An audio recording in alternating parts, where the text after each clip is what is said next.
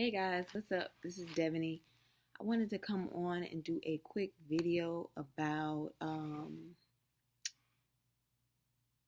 how to manage your property properly if you're going to manage it yourself.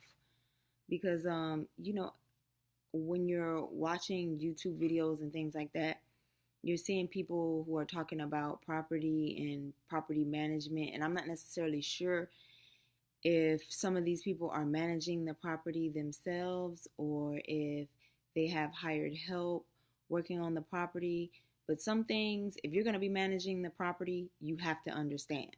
So I'm just going to give you 6 quick things that you have to understand if you're managing your property yourself. Number 1, you have to understand that this is a hands-on, non-passive situation.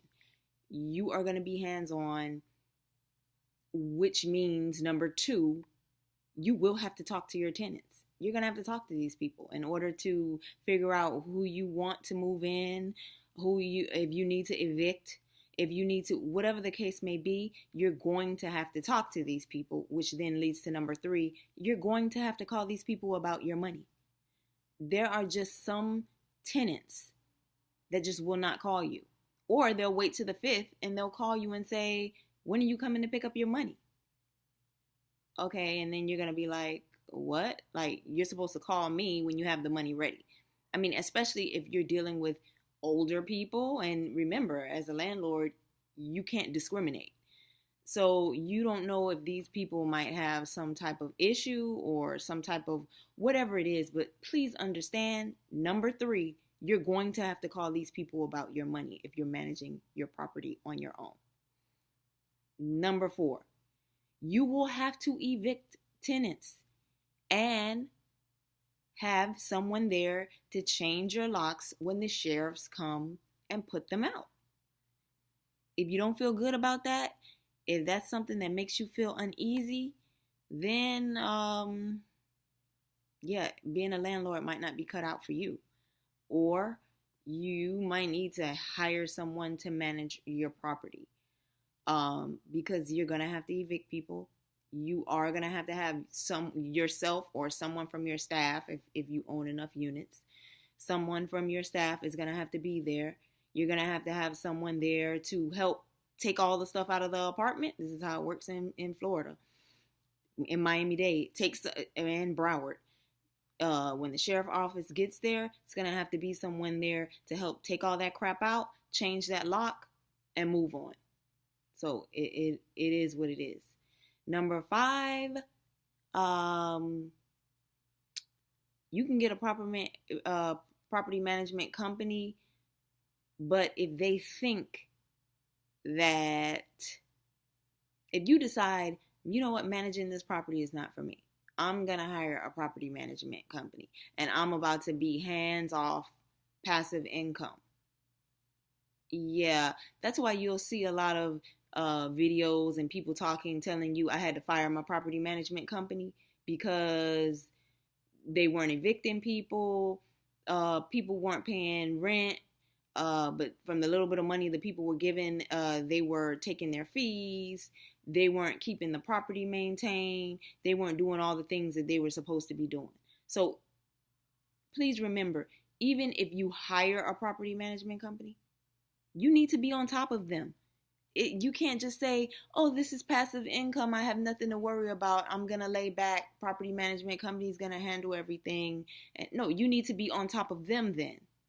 The same way you would have to be on top of the tenant, now you need to be on top of that property management company. It's just like with anything. If you give somebody your money to manage, if you want to do that, and you give your money to a money manager, you're not going to be on top of them, okay? And then you're going to end up robbed, just like all these people who end up robbed who weren't on top of the people that they trusted with their money. So please, don't just blindly trust people with your property. Make sure you're on top of them. And number 6, my final thought on this is, if you are managing your property, not having a property manager, you are the property manager, please don't live out of the register. Don't, every time you collect rent from somebody, you head straight to the grocery store and buy groceries, and then you go over to the mall and buy some shoes, and then you need to put all that money into the entity's account. So if you own an apartment complex, it has 30 doors. You collect rent from those 30 doors, and you put all of that rent money into the bank account for XYZ property. You might pay yourself from that. You might wait till the end of the year and get a shareholder payout, which is much better because it's taxed at a lower amount. But that's a whole nother conversation. But at the end of the day, don't live out of the register, because you have property tax. You might have a mortgage on the property. If you have a mortgage on the property, then that means you definitely have insurance on the property. I mean, because if you own a property outright, you don't need insurance. But you should have it. But you don't have to have it. You only have to have insurance if you hold a mortgage, have a mortgage on the property. But whatever. So bottom line is, don't live out of your register. Take your rent money, put it into the account for that business, and then pay yourself from that, and pay your employees from that if you have any employees, and pay and take a shareholder payout at the end of the year, or twice a year, or quarterly, or however you do it. And if you have a partner, however you all do it, and have it situated so that at the end of the year, when each one of you all gets a K1 for your partnership, it shows and is reflected there. But don't live out of your register, because you're never going to have money to do any of the things that you need to do. Cut the grass at the property, pay people to come maintenance the property, pay people to fix anything that may be broken, or buy new appliances, or whatever it is you need to do.